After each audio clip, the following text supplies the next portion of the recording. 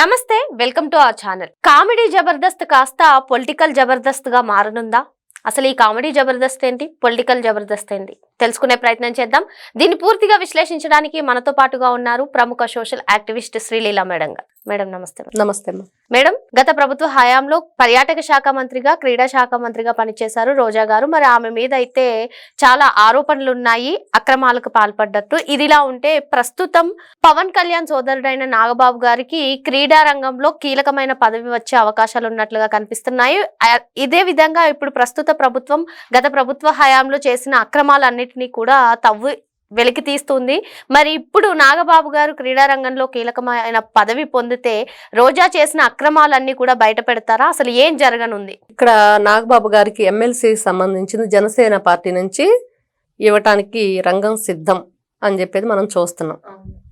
కానీ మీరన్నట్లుగా పర్యాటక శాఖ మంత్రిగా రోజా చేస్తున్నప్పుడు, అలాగే ఆవిడ క్రీడ మామూలుగా ఆడలేదు, ఆంధ్రాతోటి వాళ్ళు ఆడుదాం ఆంధ్ర అని పేరు పెట్టేసి నిజంగా వాళ్ళు చేసిన పనికి అది కరెక్ట్గా మ్యాచ్ అయింది ఆ నేమ్. ఎలా అంటే ఆంధ్రప్రదేశ్ ప్రజలతోటి నిజంగా వాళ్ళు అలానే ఆడుకున్నారు. వాళ్ళు ఒకటి కాదు, రెండు కాదు, ఎన్నో దోపిడీలు, దందాలు, వాళ్ళు చేసిన కుట్రపూరిత రాజకీయాలు కానివ్వండి, ప్రజల నుంచి ఎంత దోచుకున్నారో, ఎంత దాచుకున్నారో, రాష్ట్రాన్ని ఎంత దారుణంగా వీళ్ళు ఆడుకున్నారో ఆడుదాం ఆంధ్రాలో మనకు తెలుస్తుంది. బ్యాట్లు, బాళ్ళు అవన్నీ కూడా ఆడకుండానే చేతుల్లోనే పగిలిపోయిన వైనం. బ్యాట్ పట్టుకొని ఒక్కసారి ఇలా అనగానే బ్యాట్ ఇరిగిపోయింది. కానీ దానికి వందల వేల కోట్ల రూపాయలను వీళ్ళు బడ్జెట్లు, నిధులు కేటాయించారు. ఇవన్నీ ఏం చేశారు? ఎవరి జేబుల్లోకి వెళ్ళినాయి, ఎవరి బీరువాల్లోకి వెళ్ళినాయి, ఏ విధంగా వీళ్ళు చేశారు? తిరుపతి రోజా అబ్బాసలు ఈ మధ్య మరి వెళ్ళట్లేదు ఎందుకో, మరి వెంకటేశ్వర స్వామి మీద ఆవిడకి భక్తి తగ్గిపోయిందా, లేకపోతే ఏంటో కారణం తెలియదు, లేకపోతే కొడాలని అన్నట్లుగా మమ్మల్ని ఉద్యోగంలోంచి పీకేశారు అంటే ప్రజలను మీరు ఒక ప్రజాప్రతినిధిగా ఉండటం ఉద్యోగం అన్నాడు అతను. ఇంకా అతన్ని జనాలు ఇంకా మళ్ళీ ఏ విధంగా చీకొడతారో తెలియదు. ఆల్రెడీ చీకొట్టే ఉద్యోగం పోయిందని చెప్పుకుంటున్నాడు. అలానే ఈ రోజా కూడా నాకు ఉద్యోగం పోయింది అనుకుందో ఏంటో, మరి తిరుపతి వెళ్ళటం మానేసింది. మరి వెంకటేశ్వర స్వామి భక్తి అంతా ఏం చేసిందో తెలియదు. అక్కడ కూడా బాగా టిక్కెట్ల పేరుతోటి చాలా దందాలు, చాలా మోసాలు చేసింది.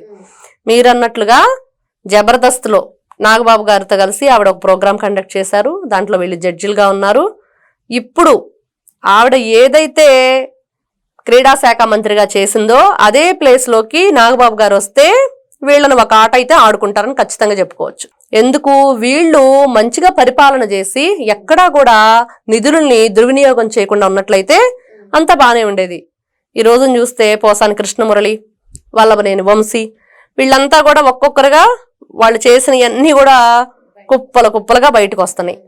వన్స్ ఒక కేసు ఉందంటే ఇంకా అనేకమైన కేసులు బయటకు వస్తున్నాయి వెలుగులోకి. ఎందుకంటే ఒకరికి న్యాయం జరుగుతుంది అనగానే ఇంకొకరు కూడా ఒక చిన్న ఆశ, మేము కూడా దానివల్ల వాళ్ళ వల్ల నష్టపోయాం కదా, మేము కూడా చాలా ఇబ్బంది పడ్డాం కదా, మాకు కూడా న్యాయం జరగాలి, వాళ్ళ వల్లే మేము ఇబ్బంది పడ్డాం అని వాళ్ళు కూడా బయటకు వస్తున్నారు. అలానే రేపు రోజా విషయంలో కూడా అదే జరిగిద్ది. ఆవిడ మాట్లాడిద్ది, అసలు ఆవిడ మాట్లాడే మాటలు అసలు ఏ రోజైనా సరే, నేను ఆవిడే వచ్చి మీడియా ముందు నాకు పిల్లలు ఉన్నారు, మా ఆయన నేను ఒక ఆడదాన్ని అని చెప్పి మర్చిపోయి మాట్లాడారు. మరి నువ్వు మాట్లాడేటప్పుడు నువ్వు ఆడదానిగా మాట్లాడావా? ఒక స్త్రీగా నువ్వు ప్రవర్తించావా? నోటికి ఏ మాట వస్తే ఆ మాట. అచ్చెన్నాయుడు గారిని అసెంబ్లీ సాక్షిగా ఎలా వెకిలి చేష్టలు చేస్తూ ఉంది ఈవిడ. ఈ రోజును కూడా అది అందరూ చూస్తున్నారు. నువ్వు చేసినవన్నీ ఎక్కడూ పోలేదు. మీ జగన్మోహన్ రెడ్డి చెప్పాడే బటన్ నొక్కుతారని, ఈ రోజున బటన్ నొక్కితే మీరు చేసినవన్నీ కనిపిస్తున్నాయి. ఒక్క బటన్ నొక్కగానే ఆ రోజు వాళ్ళు ఏమేం చేశారు 2019 నుంచి 24 వరకు మొత్తం ఫీడ్బ్యాక్ వస్తుంది. వీళ్ళ ఫీడ్బ్యాక్ అంతా వస్తుంది. వీళ్ళంతా కూడా జైళ్ళకి పరిమితం కావాల్సిందే. ఆంధ్రప్రదేశ్ రాష్ట్ర ప్రజలందరూ ఇంకా ఏంటి వాళ్ళని అరెస్ట్ చేయలేదేంటి, వీళ్ళని అరెస్ట్ చేయలేదేంటి, వీళ్ళు ఆ తప్పులు చేశారు, వీళ్ళు ఈ తప్పులు చేశారు, అచ్చోసిన ఆంబోతుల్లాగా ఒక్కొక్కరు. అంబటి రాంబాబు ఉన్నాడు, ఇంకా అసలు మాట్లాడితే ప్రెస్ మీట్ పెడతాడు. ఉద్యోగంలోంచి పీకేశారని కొడాలని చెప్తున్నట్లు ఇతనికే ఒక ఉద్యోగం పెట్టుకొని వైఎస్ఆర్సీపీ పార్టీ తరపున జగన్మోహన్ రెడ్డి ఇచ్చే డబ్బులతోటి ఆ గుంటూరులో కూర్చొని ఇంకా ఏం మాట్లాడతాడు, ఏదో ఒక మైక్ పెట్టేసుకుని అతనికి ఒక ఛానల్ ఉంది, ఉంటే సాక్షి, లేకపోతే ఆ సొంత ఛానల్ అంబటి ఛానల్, అవి రెండు పెట్టేసుకొని మాట్లాడుతూ ఉంటాడు. నాగబాబు గారి గురించి, పవన్ కళ్యాణ్ గారి గురించి, కూటమి ప్రభుత్వం గురించి అవాకులు చవాకులు వీళ్ళు మాట్లాడే మాటలు. ఈ రోజున నిజంగానే వీళ్ళు దొడ్డిదారిని వచ్చాడు నాగబాబు అని అంటున్నారు. ఎందుకు వీళ్ళు దొడ్డిదారిని వచ్చాడు అని అంటున్నారంటే వాళ్ళు చేసిన పనులన్నీ కూడా దొడ్డిదారి పనులు చేశారు. అవన్నీ బయటపడతాయి కదా, దాన్ని ముందుగానే చెప్పుకుంటున్నారు.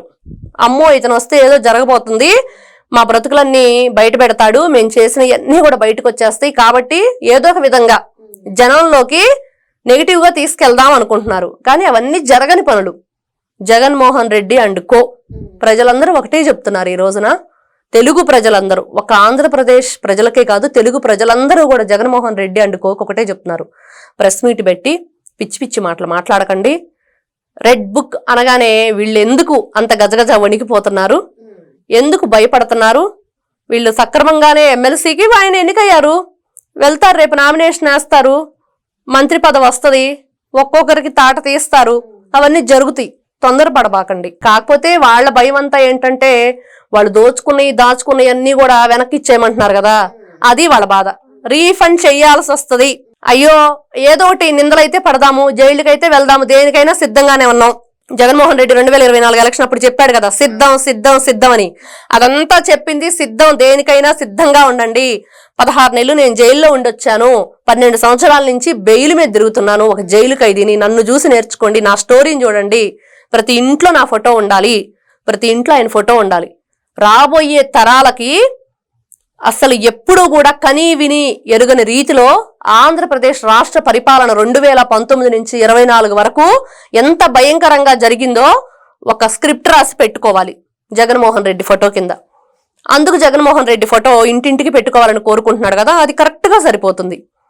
మళ్ళీ ఇంకో మాట చెప్పండి నిన్న ప్రెస్ మీట్ పెట్టి, చంద్రబాబు నాయుడు గారి లాగా నేను ఆలోచించలేను, నేను ఉన్నతమైన ఆలోచనలు చేస్తాను, చంద్రబాబు నాయుడు లాగా నేను ఆలోచించను, అందుకనే ప్రతిపక్ష హోదాలో ఉంచాను వాళ్ళని. నువ్వు ఉంచేదేంటి? వాళ్ళకి 23 సీట్లు వచ్చినాయి, అప్పుడు హుందాగా ఉన్నారు. నువ్వే ఆ రోజు చెప్పావు. ప్రతిపక్ష హోదా అనేది ఒకరు ఇస్తే వచ్చేదా మేడం, ప్రజలు ఇస్తే వచ్చేదా? అదే వాళ్ళు మర్చిపోయాడు జగన్మోహన్ రెడ్డి. ప్రజలు ఇస్తే వచ్చేదన్న విషయం మర్చిపోయి కూటమి ప్రభుత్వం మీద పడి ఏడవాలి, వాళ్ళ మీద ఏదో ఫాల్స్ ఎలిగేషన్స్ తీసుకురావాలి. ప్రజల్లో అదే అనుకుంటారు. ప్రజలు ఎవ్వరూ కూడా ఈ రోజున జగన్మోహన్ రెడ్డి మాటలు వినే స్థితిలో లేరు. బాబు మేము నీకు ఓటే లేదు, నిన్ను 11కు పరిమితం చేసాం, అదే ఎక్కువ, నువ్వు 11 అంటే నీకు లెక్కలు రావు కాబట్టి 101 అనుకుంటున్నాడేమో, 10 + 1 అంటే 101 అనుకుంటున్నాడేమో, 11ని మర్చిపోయి. అదేమి కాదు, నువ్వు మాత్రం అసలు చంద్రబాబు నాయుడు గారికి నీ ఆలోచన ఎలా వస్తుంది? ఆయన ఆలోచనలు వేరు, నువ్వు అన్నట్లుగా అది మాత్రం నిజం చెప్పాడు. ఆయనలాగా నేను ఆలోచించలేనని. నిజంగా నువ్వు ఆలోచించలేవు. ఎన్ని జన్మలు ఎత్తినా కూడా నువ్వు చంద్రబాబు నాయుడు గారి లాగా ఆలోచించలేవు. అట్లాంటి ఆలోచన నీకు రాదు. ఆయన స్థానం వేరే. నీకు ప్రతిపక్ష హోదా ఏమో గాని ఆంధ్రప్రదేశ్ రాష్ట్రాన్ని అంతటికి కూడా ఒక ప్రత్యేకమైన హోదా ఏంటి అంటే, ఒక జాతీయ స్థాయిలో గుర్తింపు పొందిన చంద్రబాబు నాయుడు గారు లాంటి వ్యక్తి ముఖ్యమంత్రిగా రావటం ఈ రోజున ఆంధ్రప్రదేశ్ రాష్ట్ర ప్రభుత్వానికి ఒక ప్రత్యేక హోదా. ఇదైతే మనం ఖచ్చితంగా చెప్పుకోవచ్చు. ఈ రోజున వీళ్ళు నాగబాబు గారిని, పవన్ కళ్యాణ్ దొడ్డిదారిని వచ్చారు, మీరు దొడ్డిదారి పనులు చేశారు, మిమ్మల్ని అయితే జైలుకు పంపటం ఖాయం, భయపడొద్దు, బాధపడొద్దు, మీరు రాష్ట్రానికి రీఫండ్ చెయ్యాలి, ఇదైతే తప్పదు. మరి గత ప్రభుత్వ హయాంలో ఎవరైతే అక్రమాలకు దౌర్జన్యాలకు పాల్పడ్డారో వాళ్ళందరూ కూడా కటకటాల వెనక్కి వెళ్ళడం ఖాయం అని చెప్పి మేడం చెప్తున్నారు. Thank you madam.